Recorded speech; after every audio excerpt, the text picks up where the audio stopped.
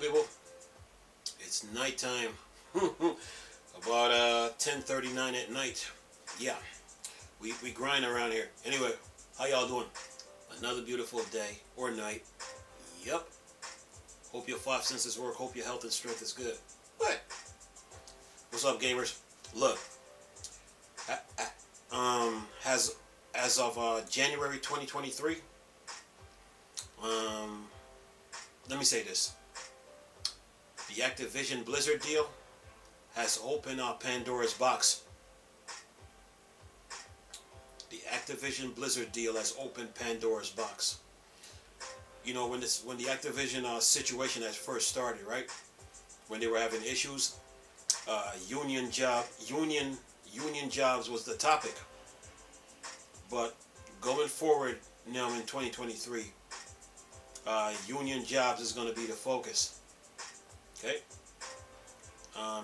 The tech industry, the game industry, they need unions, right? So employees can be valued, so they can be appreciated, so they can be represented, so they can have some, have some respect, so they could be honored, cherished, appreciated for all the work that they do in the game industry. And with unions now, you know, maybe it will stop like the top 1% getting all these big bonuses, and maybe the bottom of the food chain, so to speak, can get some of those bonuses. So unions are needed in the game industry, but the Activision Blizzard deal now has really opened the Activision Blizzard deal has really opened Pandora's box, and nobody can hide anymore. Okay, listen to this. It says here, The Last of Us, Bruce Straley wants more game industry unions. Says here, former Naughty Dog co-director Bruce Straley advocated for the game industry recent drive towards unionization. Speaking to the Los Angeles Times, he confessed that his thoughts on the topic were spurred by his lack of credit in HBO's recent adaptation of The Last of Us. Straley co-directed the original father-daughter game with Neil Druckmann in 2013. Druckmann, arguably the developer's most high-profile representative, has primarily been associated with franchise and is a co-showrunner of the TV adaptation, where he receives prominent credit in the show's opening titles. It says here, maybe we need unions in the video game industry to be able to protect creators. Muse Straley. It's an argument for unionization that someone who was part of the co-creation of that world and those characters isn't getting a credit or a nickel for the work they put into it. Crediting is already an issue in the game industry, as striking distance omission on Callisto Protocol have recently shown. The case is further complicated in an industry where creative moves around frequently and often before those adaptations see the light of day. And then it says Straley departed Naughty Dog in 2017 after he and Druckmann directed Uncharted 4, A Thief's End, and founded Wildflower Interactive last year. Wildflower Interactive mission statement emphasized an environment where staff have a say in the process, feel respected for their contribution, but at time of the writing doesn't have a union of its own. Unionization has been a focus at big studios like Microsoft, Nintendo, and Activision Blizzard. However, Sony Studio haven't made any effort to unionize yet.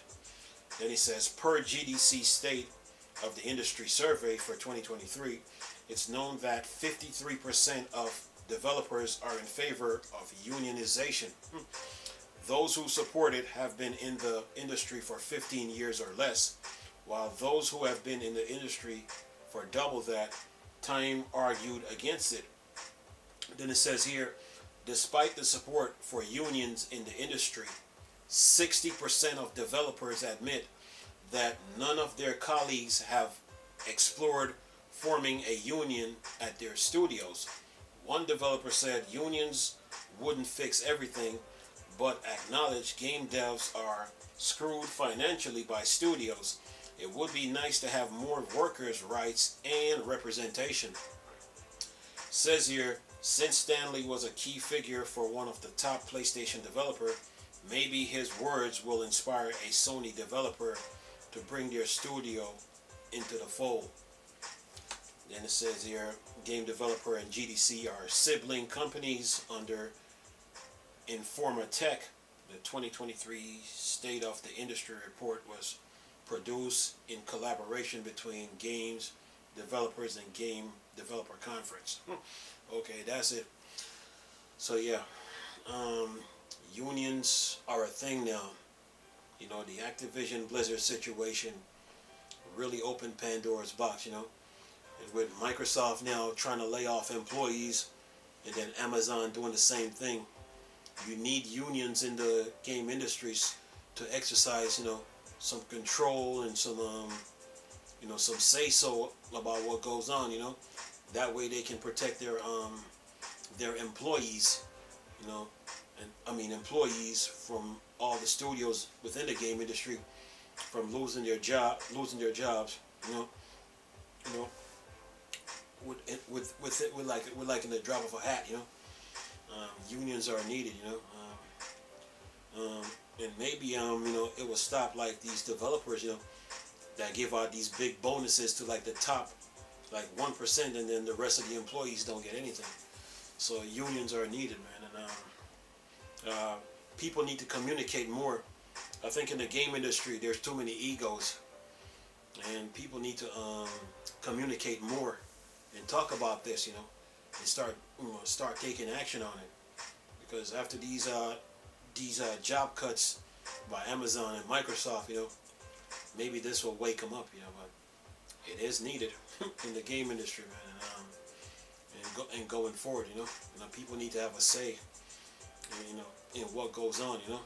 People need to, you know, need to feel appreciated, need to be valued, you know, respected, you know, within the game industry, you know.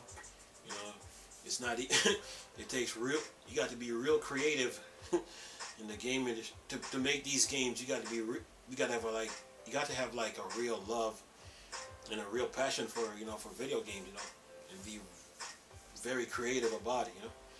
And, these people, you know, the employees, they need to be appreciated, you know, and need to be, they should be thankful, you know, for all the work that they do, you know. So yeah, unions are needed, man. This Activision Blizzard deal really opened up everything, you know. Everything, brought everything to the light.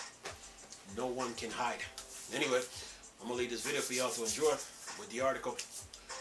Nice talking to you people again. Chris, still Star Wars and Star Trek thing. Or Dark Side. Go. Peace.